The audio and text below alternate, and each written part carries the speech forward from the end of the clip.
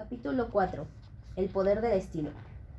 En el mundo del fútbol, el resultado es incontestable. Su efecto es tan contundente que el jugador ni siquiera necesita hablar. Y si habla, es irrebatible. El que gana no solo tiene razón, sino que se le extiende el carnet de inteligente, de listo, que no es lo mismo. Y, ya que necesitamos consagrar su figura, hasta de macho alfa. Si es necesario, también se le atribuye una estrategia a corto, mediano y largo plazo, aunque su éxito haya sido ocasional y haya dependido en gran medida de la suerte o del talento natural de jugadores extraordinarios. Para esta corriente de opinión, sin duda dominante, el estilo es cosa de románticos. Así la cosa, viva el estilo. Para mi gusto, el estilo lo es todo.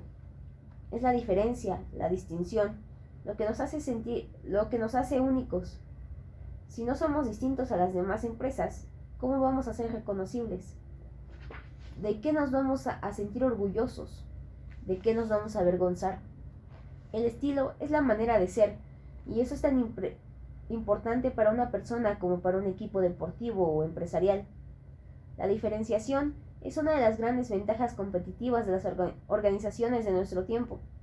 El orgullo de pertenecer tiene que ver, sobre todo, con la cultura de una organización, con los valores que la identifican, con el estilo.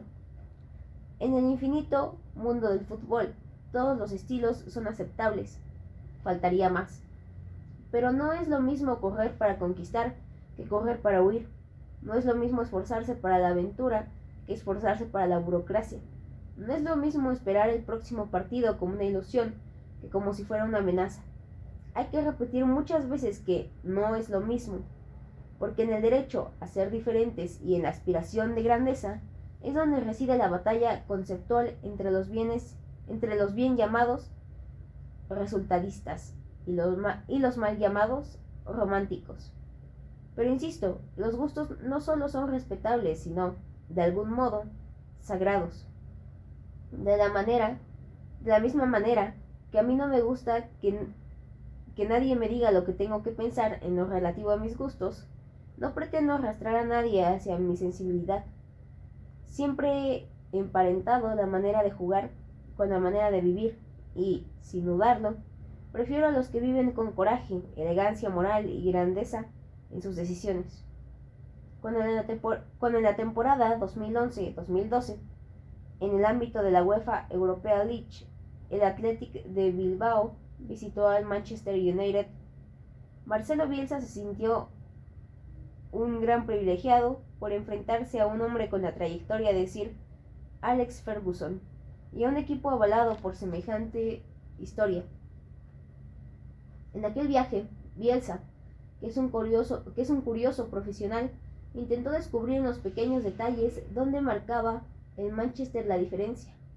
Nada le impactó tanto como un cartel que descubrió en un vestuario de entrenamiento y que decía: "There is no medal or trophy better than being acclaimed for your style".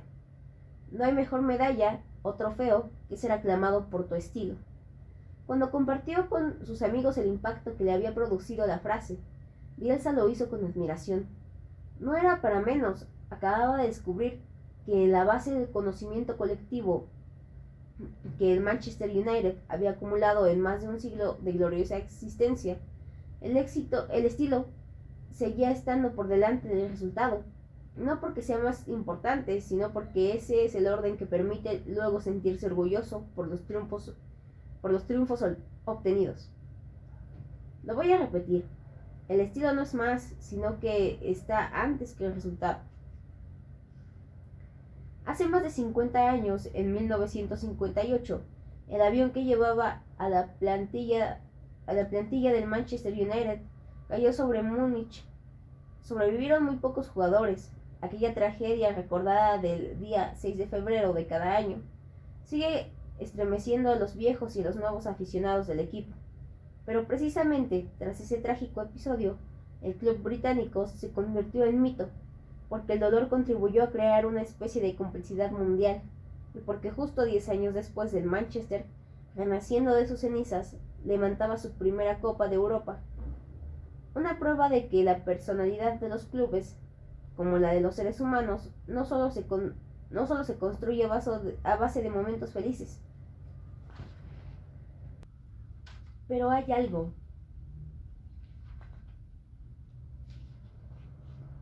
indiscutible. Una vez que la historia te premia por haber definido una manera de ser, esa personalidad institucional debe ser innegociable. Ponerla en peligro, por la razón que sea, supone alta traición a la historia. Lo demostró el Manchester United cuando Ferguson anunció su retirada de los banquillos. Lejos de contratar a una figura célebre o al último ganador de moda, anunciaron la contratación del escocés David Moyes, 10 años entrenador del Everton sin haber ganado un solo título. Pero la razón de la elección es la más inteligente. Se parece al Manchester United porque entiende sus valores. ¿Por qué el Barça de Guardiola se convirtió en un equipo admirado y, para muchos, en una unidad de medida en el mundo entero? Sobre todo porque el equipo logró definir un estilo reconocible, atractivo y eficaz que lo diferenció de todos los demás. Cosechó triunfos que lo fortalecieron, tuvo jugadores que le dieron vuelo, gozó seguramente de la dosis de suerte que siempre bendice al campeón.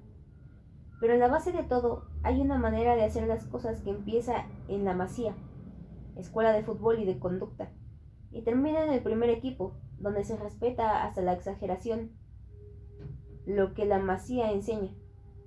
El mayor orgullo, imagino, será comprobar en los grandes campeonatos, como ese estilo, que un tiempo atrás resultaba contractual, poco a poco está siendo imitado por algunos grandes clubes y también por varias selecciones históricas.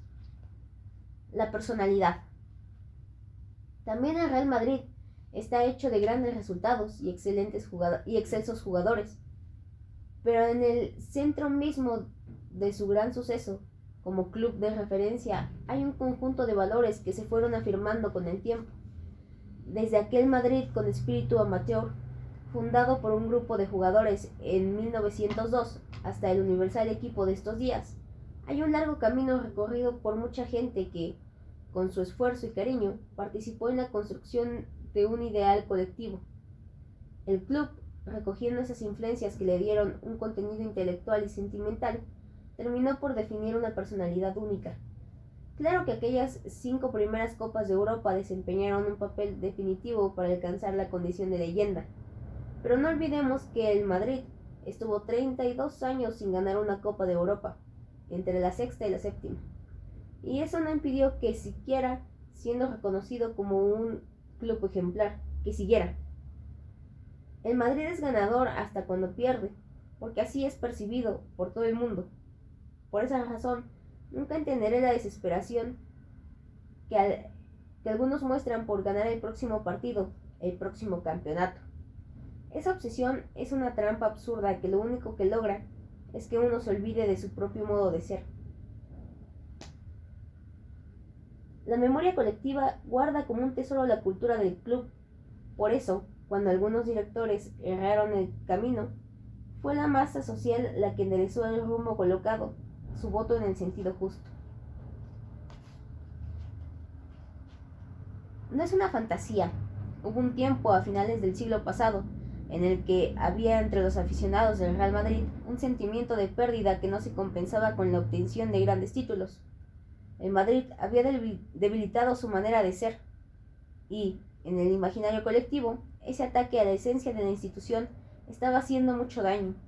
Cuando el aficionado decía, y lo decía con frecuencia, ya no somos lo que éramos, estaba expresando, como dice el tango, la vergüenza de haber sido y el dolor de ya no ser. Había que volver a encontrar la vieja esencia del Real Madrid para generar un nuevo sentimiento de adhesión al club. En cada partido que se disputaba con el Bernabéu se generaba un extraño clima asambleario, como si una insatisfacción profunda hubiera ido aflojando la identificación de los aficionados y dividiendo el club. Lo que José Antonio Marina llamaba inteligencia compartida empezaba a carecer de sentido, a peligrar. En la asamblea de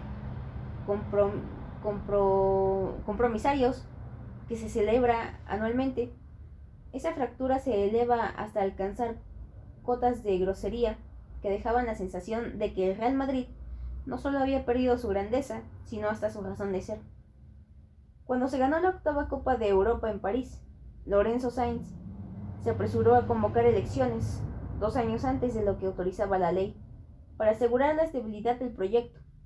En realidad, y como es lógico en el emotivo mundo del fútbol, tenía la seguridad de que la alegría de los aficionados se proyectaría sobre su figura hasta convertirle en invencible. Yo me daría esa idea, si debo decir que yo estaba entre los que creía que Florentino Pérez, que era la alternativa, nunca ganaría esas elecciones. Sin embargo, el socio del Real Madrid me dio una lección inesperada e inolvidable al demostrar que tiene una idea innegociable del club. Una lección que me aproximó al aficionado, al que siempre entendí como un individuo parcial e ingenuo que solo se manifiesta a la luz de los resultados. Seguramente pensaba en la masa futbolera, que en cada partido se deja referencias de la falta o del exceso de sentido crítico por su alta temperatura emocional. Pero no vota la masa, vota el individuo.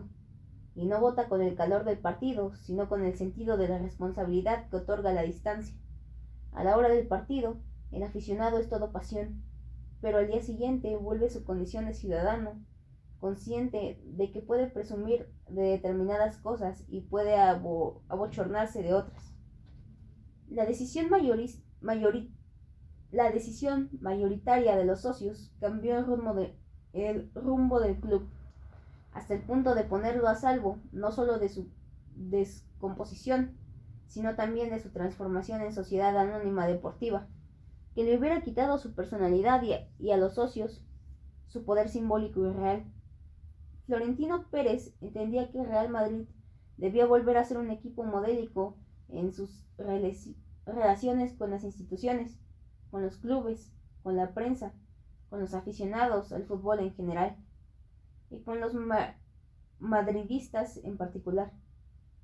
Pero, sobre todo, el club tenía que fortalecerse hacia adentro, recobrando la autoridad moral perdida. De lo contrario, sería muy difícil que volviera a ser un modelo que seguir. El estilo como cultura. Si el centro de gravedad de la crisis del Real Madrid era la pérdida de valores, ese era un buen punto desde donde iniciar la reconstrucción. El club había pasado de un modelo paternalista, superado por los nuevos tiempos, a un vacío desconcertante por la incapacidad de modernizar las señales de identidad. El peso de lo viejo no dejaba nacer lo nuevo. Finalmente, entre los jugadores, había que crear un nuevo esquema de valores para un medio cada día más mutable, más comercial, más enfermo de urgencia. Convivencia, cómo vivir juntos, solidaria, ordenada y respetuosamente. Comunicación, cómo defender la imagen del club en la relación con el periodismo y la sociedad en general. Y profesionalidad, entendiendo que en esa jaula de oro que es el primer equipo existen privilegios, pero también obligaciones. ¿Qué se debía hacer para recuperar el orgullo de socios y aficionados? En principio, había que intentar encontrar anticuerpos para los virus que se habían hecho fuertes y que dañaban el club por dentro y por fuera. Ante la urgencia, paciencia. Frente al cambio permanente, estabilidad. Ante la indiscreción, sobriedad. Frente a la división, unidad. Ante el egoísmo, generosidad. Frente a la indisciplina, normas. Ante el individualismo, proyecto colectivo. Fue por esa razón que en esos días se nos ocurrió elaborar lo que se ha conocido como Libro Azul, información presentada en un tríptico que les permitía a los jugadores rastrear la historia y conocer cuestiones prácticas de la actualidad del club. El libro se cerraba como un capítulo que recordaba los puntos cardinales de la manera de ser del Real Madrid. La intención era hacerles llegar a los jugadores una sugerencia muy simple. Durante 100 años fuimos así, y nos declararon mejor club del siglo XX. Ya que nos fue tan bien, ¿no creen conveniente seguir respetando estos principios? El Libro Azul, que por nuevas vicisitudes y confusiones ya pasó a mejor vida, se cerraba con este texto, ya conocido por los medios. La historia ha convertido a este club en una escuela de ganadores. Un jugador del Real Madrid jamás se rinde. La ética del esfuerzo es nuestro valor más grande. Nuestra afición está dispuesta a perdonarlo todo, menos la falta de entrega. Solidaridad, responsabilidad y perseverancia han sido siempre características de un jugador de nuestro club. Solidaridad, porque ningún jugador puede ser campeón sin la ayuda de sus compañeros. Responsabilidad, porque nunca buscamos excusas en los árbitros o en los rivales.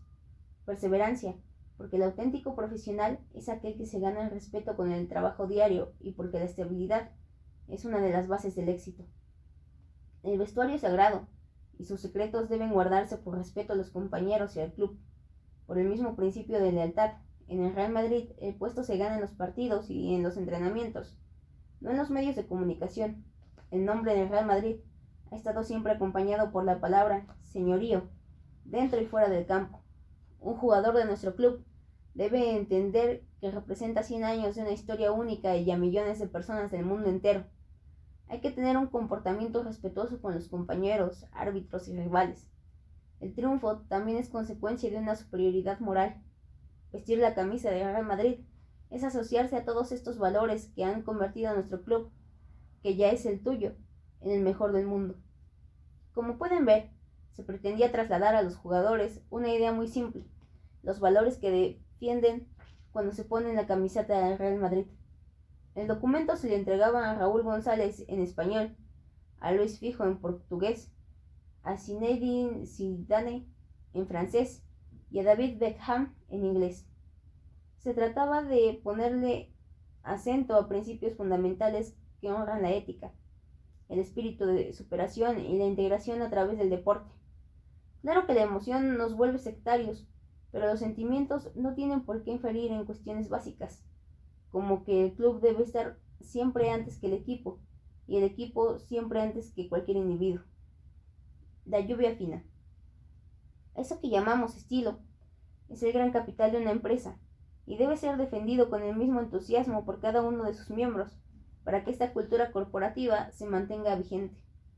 No basta con que un discurso caiga sobre una organización como un chaparrón, debe caer como una persistente lluvia fina sobre todos los integrantes del club, al respetar algunos requisitos. 1. Debe ser sucinto y fácil de entender. 2. Debe mantenerse en el tiempo como parte fundamental de una cultura. 3. Debe ser atractivo como todo lo que produce orgullo. 4. Debe sustentarse en viejos relatos, renovarse en aportaciones presentes y estar abierto a futuros espacios de reflexión. 5. Debe permitir aportaciones del club para que todos se sientan comprometidos en su defensa. Quiero terminar diciendo que cuando hay convicción institucional en la definición de un estilo, habrá continuidad en su defensa y se terminará contagiando a los aficionados. Incluso terminará siendo respetado por los rivales. Es increíble comprobar cómo las personalidades de los equipos terminan por filtrarse en los jugadores, hasta llegar a las gradas y extenderse a los aficionados más remotos. Da igual que hablemos del estilo artístico del Barça o del estilo Apache de Osasuna. En el Camp Nou se festeja un gol como si hubiera terminado un acto del ballet Bolshoi, mientras que en el Reino de Navarra se grita como si hubiera caído un elefante después de un día de caza. Si todavía se pregunta qué es lo que nos enseña el estilo, la respuesta es sencilla. Nos enseña a saber quiénes somos. Ideas clave. El estilo es mucho más que la forma. Es el modo de ser de una empresa o de una persona, lo que nos indica cuál es la sensibilidad profunda que la anima. Y quien tiene un modo de ser, se distingue, marca una diferencia. Tranquilo todo el mundo, el resultado importa. Pero atención, porque si olvidamos que el estilo se antepone, ponemos en peligro todo, incluso el resultado. El Real Madrid tiene una historia triunfal y un estilo construido por centenares, si no miles, de personas. Sin embargo, en su historia emergen dos figuras tan sobresalientes que, en lo institucional, el club se parece a Santiago Bernabéu y en lo deportivo, el equipo se parece a Alfredo Di Stéfano. Detrás de toda organización que ha construido una leyenda, siempre hay grandes personalidades que dejaron su marca para siempre. Cuando el estilo es tan sólido que pasa a ser parte sustancial de una cultura, Hay que defenderlo y divulgarlo por cada rincón de la empresa, porque se trata de su mayor capital. Que nadie se equivoque cuando se pierde un partido o un campeonato. Siempre habrá otras oportunidades. Cuando se pierde el estilo, se pierde todo.